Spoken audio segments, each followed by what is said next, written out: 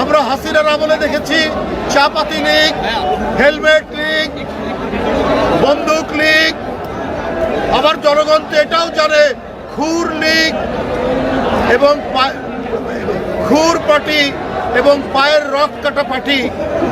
এরা কারা এদেরকে জনগণ জানে না? কারা পায়ের রক কাটে তাদেরকে তো জনগণ ঠিকই জানে, চেনে। সুতরাং খুব ঘোলা পানিতে মাছ শিকার করার চেষ্টা করছে। আপনাদের ৭১-এর অর্জন কি? আপনারা ৭১-এর বিরোধিতা করেছেন। জিয়াউর রহমান স্বাধীনতা ঘোষণা দিয়েছেন। এই গৌরব বিএনপির, ৭১-এর গৌরব, ৯০-এর গৌরব, এই গৌরব বিএনপির। কারণ সেদিনও আপনারা শেখ হাসিনার সাথে আঘাত করে আপনারা এর সাথে